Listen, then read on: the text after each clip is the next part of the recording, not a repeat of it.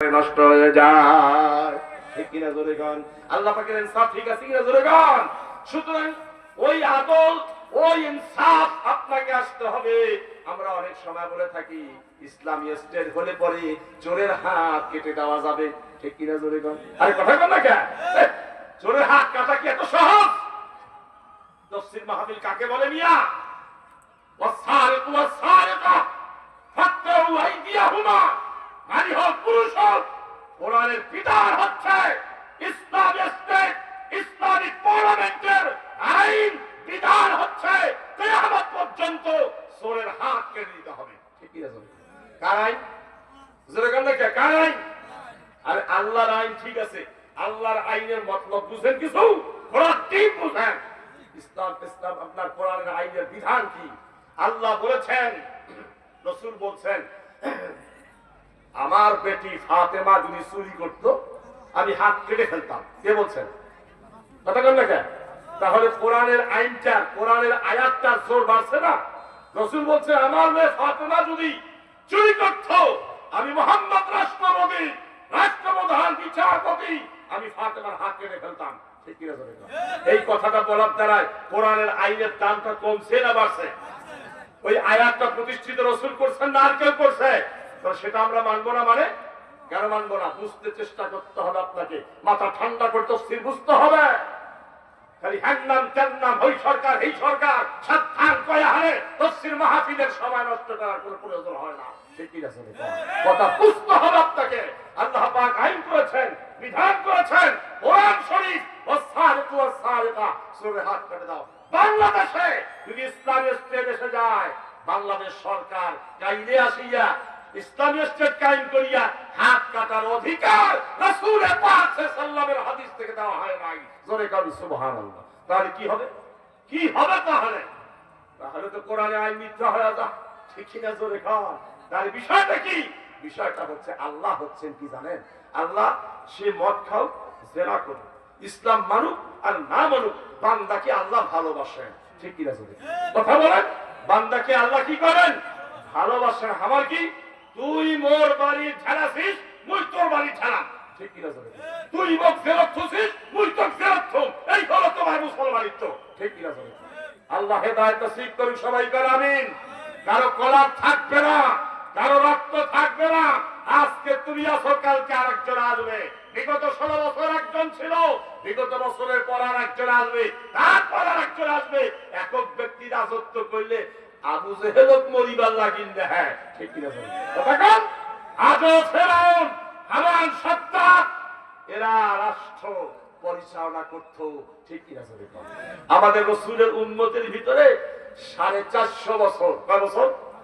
নতুন নতুন কথাগুলো ক্যাসেটের কথা না, কোন বক্তার বক্তৃতার নকল নয়। 450 বছর আমাদের উম্মতের ভিতরে রাসূল পাক সাল্লাল্লাহু আলাইহি ওয়াসাল্লামের সাহাবী হযরতে সালমান ফারসি রাদিয়াল্লাহু তাআলা আনহু 450 বছর হায়াত পেয়েছিলেন এই পৃথিবীতে। জোরে কান সুবহানাল্লাহ। তার মুসলমানি হওয়াটা খুব কষ্ট ছিল, খুব কষ্ট ছিল। যাই হোক, কষ্ট যখন ছিল তখন কি হলো জানেন? শুনবেন শুনবেন। এনাকে যখন হযরত উমর গভর্নর বানালেন, কোন জায়গা? যখন ওনাকে গভর্নর বানা হলো, যখন গভর্নরের দায়িত্ব পাইল, তো সব মানুষ কি নামাজ পড়ে? কথা বলতো আমার, এই দেশে সবাই ইসলাম চায়, এই দেশে সবাই পার্লামেন্টে কোরআন চায়, চায় না তো ভাই, শয়তান তো আছেই, থাকবেই। ঠিক কিনা জোরে? সুতরাং হযরত সালমান ফারসি যখন গেছে পার্লামেন্টের চেয়ারে বসতে, 2-3 দিন যাইতে না যাইতেই নারী ছিনতাই, গরু চুরি, কথা বুঝছেন না, সন্ত্রাস, দুর্নীতি, হাইজ্যাক, লুণ্ঠন, ব্যাংক লুট, এটা লুট, সেটা লুট। এমপি পরিষদের লোকেরা তো সালমান ফারসির লোক অতটানো হয়, ওরা তো 2-1টা থাকবেই, যেমন বাংলাদেশে আছে। ঠিক কিনা জোরে? আসি কয়েছে হুজুর এই মৌলবি দিয়ে হবে না। বলে কেন? বলে আপনি পারবেন না। বলে কেন? আপনি আসার পর, এই চেয়ারে বসার পর যেভাবে লুটতরা শুরু হয়েছে, আপনাদের এগুলা কাজ নয়। আপনাদের কাজ হল মরাবাড়ি খাইবেন, পড়িবেন, ভাত খাইবেন, শুধবেন, মসজিদে ইমামতি করবেন। ঠিক কিনা জোরে? কি এইরকম মানুষ বাংলাদেশে আছে না? আরে আছে কিনা? ওই কথা কি কবার লাগবে যে বান্দরের ফাসান থাকিয়ে মানুষ তৈরি হয়েছে? নাউজুবিল্লাহি মিন যালিক। ওইটা তো কবার লাগে মনে হয়। তা হযরত সালমান ফারসি রাদিয়াল্লাহু তাআলা আনহু এই কথা যখন তার কাছে বলা হলো, দিদি তাই নাকি, তো তোমরা আগে ভাগে কওরাই করো আমাকে, এটা ব্যবস্থা আমি করতাম। তার বলছে হুজুর আপনি পারবেন না এগুলো করতে। পারবো কি পারবো না আমার বাবা। উনি তখন বলছে একটা সাইনবোর্ড নিয়ে আসো, শোনেন একটা সাইনবোর্ড নিয়ে আসো। সাইনবোর্ড নিয়ে আসা হয়েছে। সাইনবোর্ডটা নিয়ে আসার পর লেখছে আজকের থেকে মাগরিবের পর কোন মানুষ কোন নারী আমার রাষ্ট্রে বের হতে পারবে না, যদি না হয় তো চিন্তাই হইবে না। ঠিক কিনা? পাগলা মানুষ ওইগুলো মানে কথা কন না কেন মানবে? আমরা যে একটা আইন করি সংসদ থেকে মানবে? আয়াতটা ভুলবেন না, আমি ওখান থেকে আসছি কিন্তু কথা বুঝতে পারছি। এরপর এই লোকটা যখন বললো তখন মন্ত্রী পরিষদের লোকেরা হাসে, বুড়া কয় কি, বুড়া কয় কি মানে না কেন, মানে না বলতে কি তখন বেলা ডুবে নাই, আসরের নামাজ কেবল হয়েছে না, তো সাইনবোর্ড টাঙ্গা হয়েছে, সবাই হাসে এখানে। সাইনবোর্ড টাঙ্গা হয়, সাইনবোর্ড টাঙ্গাইছে, টাঙ্গিয়া সবাই চলে গেছে। ইনি পার্লামেন্টে আসছেন, যারা উজু করছেন, যারা নামাজ বিছাইছেন, বিছিয়া আল্লাহর কাছে বলছে আল্লাহ আমি আসার পর ইসলামের বদনাম হবে যদি আইন প্রতিষ্ঠিত না হয়। ঠিক কিনা? জোরে বল।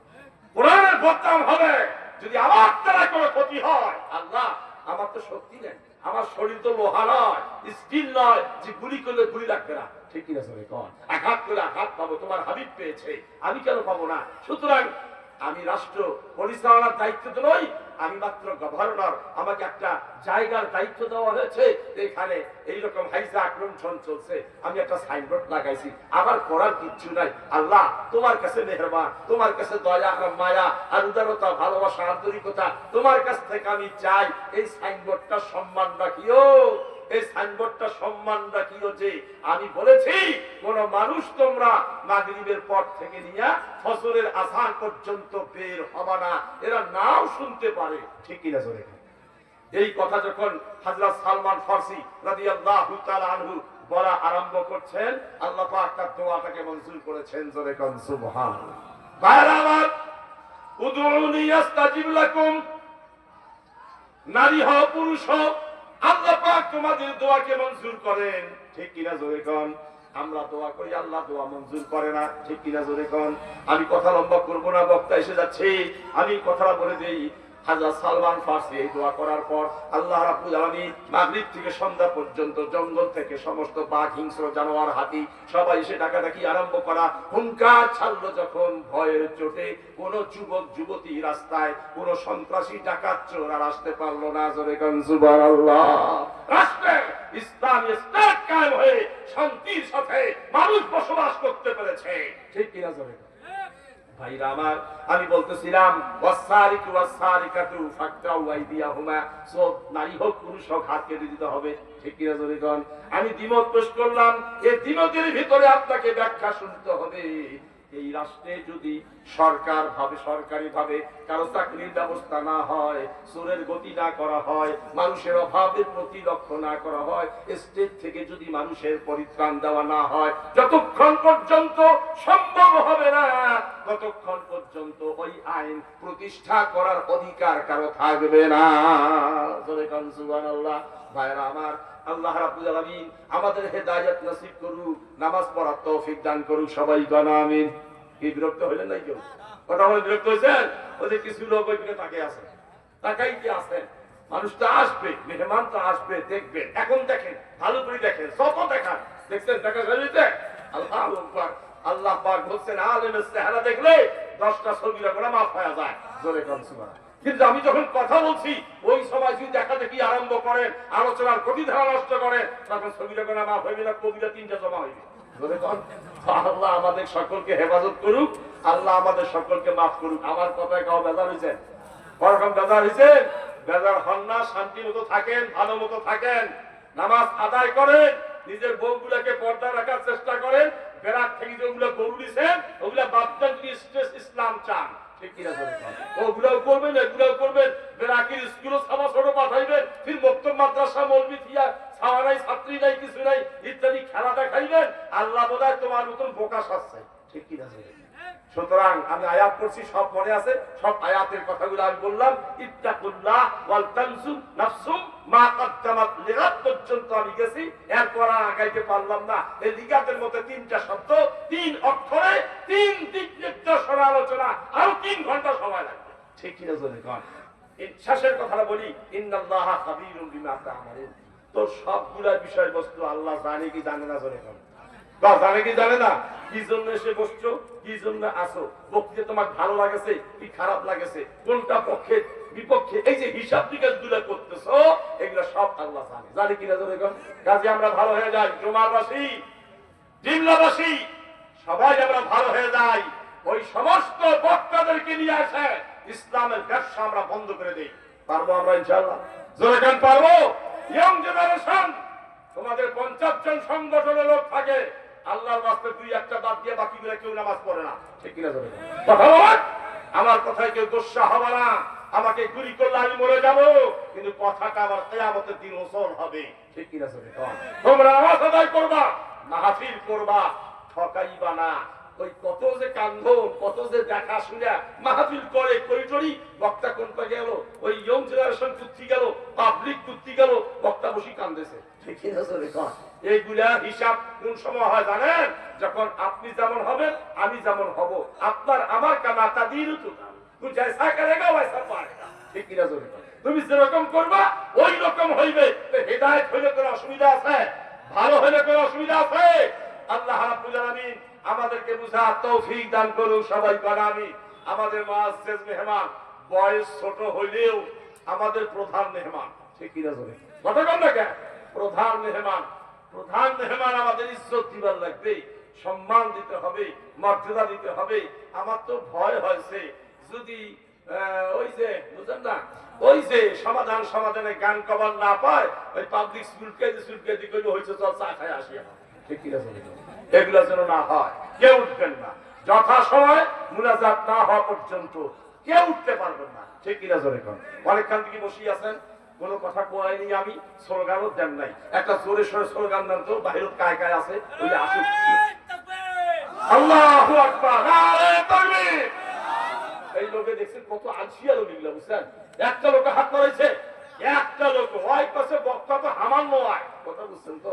ওর মনোভাব হলে একটাই, বক্তা তো হামান নয়, আমি হামজা হলে ছাত্রী উঠিলে। ঠিক কিনা বলে